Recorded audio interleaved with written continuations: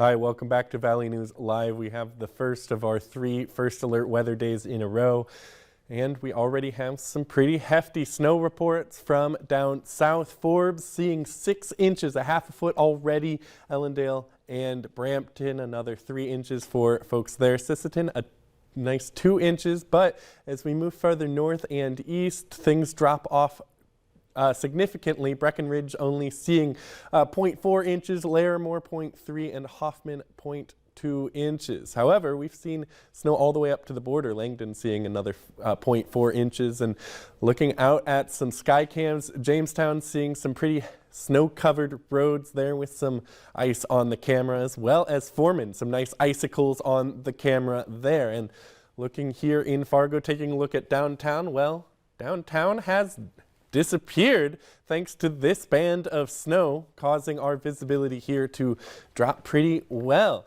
Zooming out just a little bit, taking a look at the whole area, we see a nice band of snow moving across from about Bismarck through Jamestown to Fargo.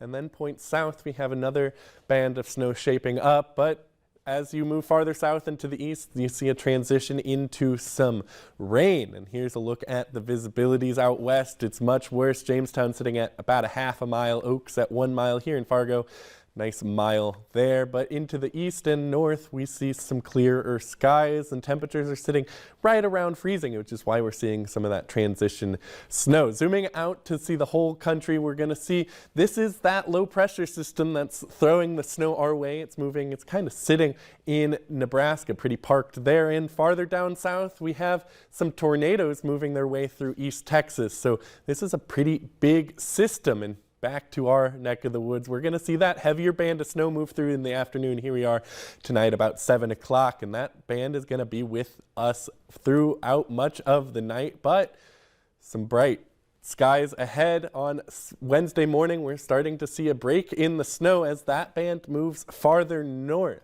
Now, this break is going to be with us for much of the day on Wednesday. Here we are on about 7:30, and that wind is already picking up out west. But again, we have that nice dry slot keeping us dry for much of the day on Wednesday, giving those snowplows a chance to catch up from that pretty monstrous snow band that goes through today. However, by Thursday, we're going to see some more snow move in from the east, this time on the backside of that low pressure system. Here it comes in from Minnesota, and by about 10 o'clock, 9:45 on Thursday morning, most of the valley is seeing some pretty heavy snow at that time.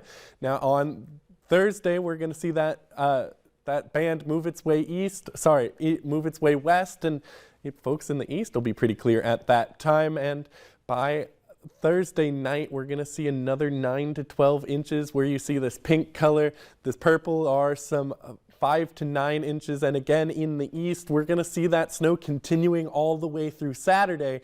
So don't worry if you are liking the snow, it's going to come get you eventually. Now, by afternoon tomorrow, we're going to see most folks sitting in the low 30s, right around freezing, and some on and off snow primarily for folks north and west. Remember, we have that big dry slot giving us a break in the snow for much of the area. And here in Fargo, we're going to sit around freezing and see snow for much of the day, but it'll be much lighter, just some stray flurries.